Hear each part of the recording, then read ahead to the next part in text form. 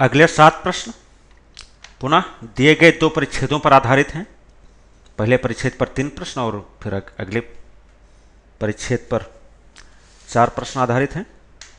हम पहले परिच्छेद 7 पर आधारित 3 प्रश्नों पर चर्चा करेंगे, उसके पश्चात अगले परिच्छेद पर आधारित प्रश्नों की चर्चा करेंगे।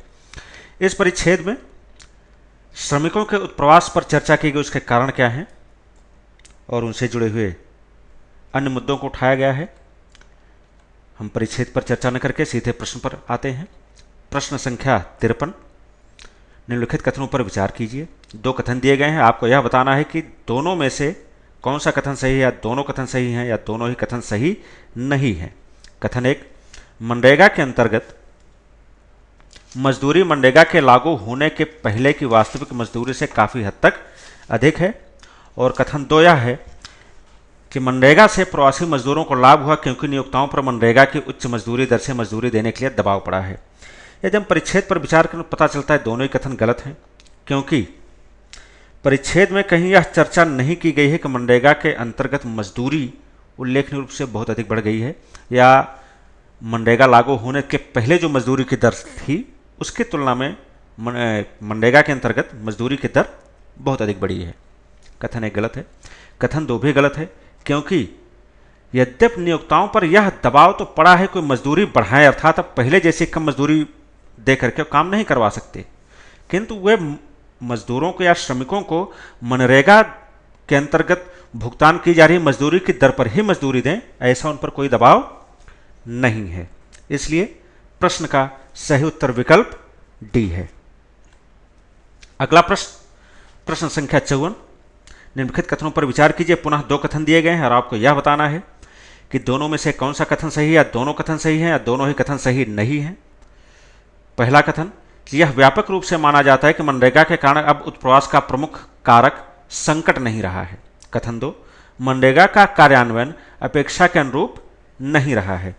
इस प्रश्न के उत्तर के लिए यदि हम परिच्छेद पर विचार करें तो पता चलता है कि कथन 1 गलत है, क्योंकि परिच्छेद में कहीं भी मनरेगा और दबाव जनित उत्प्रवास के बीच किसी संबंध की चर्चा नहीं की गई है।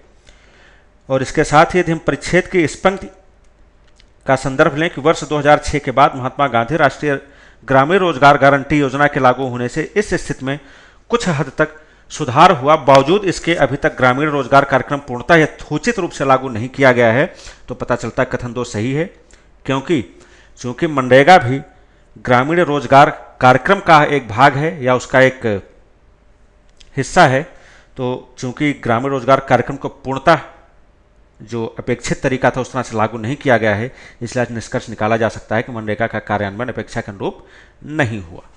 इस प्रकार प्रश्न का सही उत्तर विकल्प बी है। अगला प्रश्न संख्या 55, पुनः 2 कथन दिए गए हैं और आपको यह बताना कि दोनों में से कौन सा कथन सही है, या दोनों कथन सही या दोनों ही कथन सही नहीं है। निम्नलिखित कथनों पर विचार किए। कथन 1, श्रमिकों में प्रवास की हताशा इतनी अधिक है कि वे अपनी वित्तीय आवश्यकताओं के आकलन पर विचार नहीं करते हैं।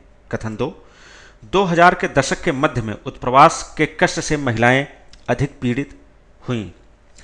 इस प्रश्न के उत्तर के लिए यदि हम परिच्छेद पर विचार करें तो पता चलता है कथन 1 गलत है, क्योंकि परिच्छेद में केवल इतना बताया गया है कि आर्थिक उत्प्रवास बड़े पैमाने पर हताशा के कारण होता है, न कि आर्थिक आकलन के कारण। इसका अभिप्राय यह निकाला जा सकता है, इसका यह तात्पर्य है कि अधिकांश श्रमिक जो उत्प्रवास करते हैं उसका कारण निराशा होती है, अर्थात जहां पर वो हैं अभी, जहां वो अभी कार्य कर रहे हैं वहां अपेक्षित भुगतान उनको मजदूरी का नहीं मिल रहा है, इसलिए वो बेहतर अवसर की तलाश में अन्य स्थानों पर प्रवास करते हैं। किंतु यह नहीं कहा जा सकता यह सभी श्रमिकों के बारे में सत्य है, यह अधिकांश की बात है, सबकी नहीं। कथन 2 सही है और इसके लिए हम परिच्छेद की इस पंक्ति का संदर्भ ले सकते हैं कि विशेष रूप से महिला श्रमिकों के लिए, जिन्हें सामान्यतः न सिर्फ कम वेतन और खराब आवासीय स्थिति का सामना करना पड़ा, बल्कि शारीरिक सुरक्षा के खतरे में होने के डर को भी झेलना पड़ा। तो इससे पता चलता है कि कथन 2 सही है, इसलिए प्रश्न का सही उत्तर विकल्प बी है।